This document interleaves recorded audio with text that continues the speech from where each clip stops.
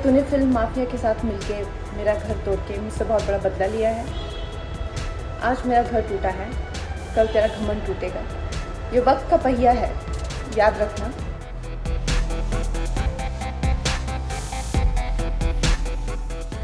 अपने विचारों के एक एक शब्द को खुलकर रखने वाली कंगना रनौत के जब ऑफिस को तोड़ा गया तो पहले तो उन्होंने सीधा सीएम उद्धव ठाकरे को उनका घमंड तोड़ने की चेतावनी दे दी और उसके बाद उन बॉलीवुड सेलेब्स और अवार्ड वापसी गैंग पर निशाना साधा है जो कुछ भी हो जाने पर सो कॉल्ड लिबरल बनकर अपना गला फाड़ने लगते हैं। लेकिन कंगना के मामले में किसी ने एक लफ्ज नहीं कहा।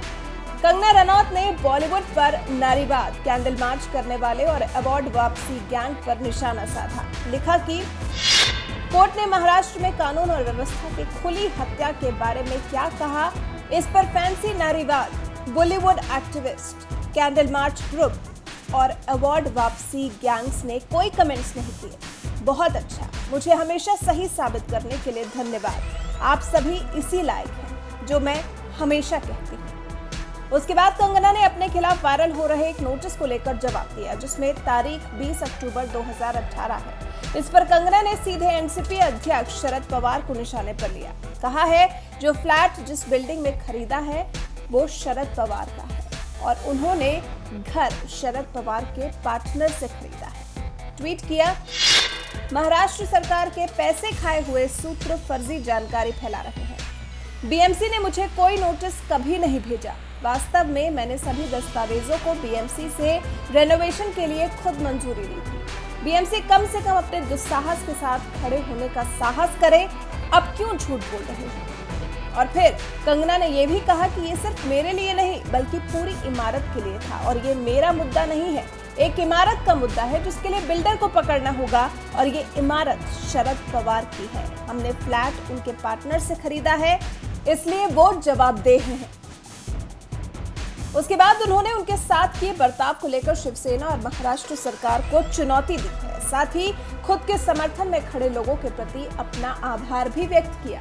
कंगना ने ट्वीट किया, मैं अपनी मुंबई में हूँ, अपने घर में हूँ। मुझ पे वार भी हुआ तो पीठ पीछे जब मैं फ्लाइट में थी। सामने नोटिस देने की या वार करने की हिम्मत नहीं है। मेरे दुश्मनों में ये जानकर अच्छा लगा। बहुत लोग मुझे पहुंचाई हुई हानि से दुखी और चिंतित हैं। मैं उनके आशीर्वाद और स्नेह की आभारी हूं।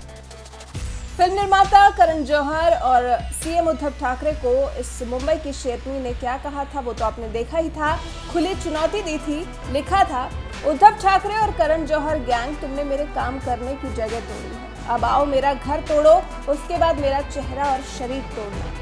मैं चाहती हूँ कि दुनिया स्पष्ट रूप से देखे कि आप वैसे भी क्या करते हैं। चाहे मैं जीऊं या मर जाऊं, मैं आपको बेनकाब करूंगी। आपको बता दें, बुधवार दोपहर कंगना के मंडी से मुंबई पहुंचने से पहले ही बीएमसी अधिकारियों ने संचलनात्मक उल्लंघन के लिए कंगना रनौत के मुंबई कार्यालय के कुछ हिस्सों को ध्वस्त कर दिया। बीएमसी की कार्रवाई के कुछ समय बाद कंगना ने ट्विटर पर वीडियो शेयर किया था और आरोप लगाया था कि बीएमसी ने बिना पूर्व सूचना के उनके कार्यालय में जबरदस्ती प्रवेश किया। रनौत ने दावा यह भी किया कि बीएमसी ने उनकी संपत्ति को ध्वस्त करने की योजना पहले से ही बनाई हुई थी। तो फिलहाल कंगना और शिवसेना के बीच की रार खत्म होती नजर नहीं आ रही, बल्कि आप तो इन दोनों के बीच छिड़े युद्ध का इसे आगाज भर समझिए। देखते हैं अब ये लड़ाई कहां और किस मोड़ पर जाकर खत्म होती है। फिलहाल तो कंगना के खिलाफ लिए गए एक्शन के बाद शिवसेना बैकफुट पर नजर आ रही है, क्योंकि कंगना के आरोपों पर शिवसेना ने फिलहाल चुप्पी साध ली है।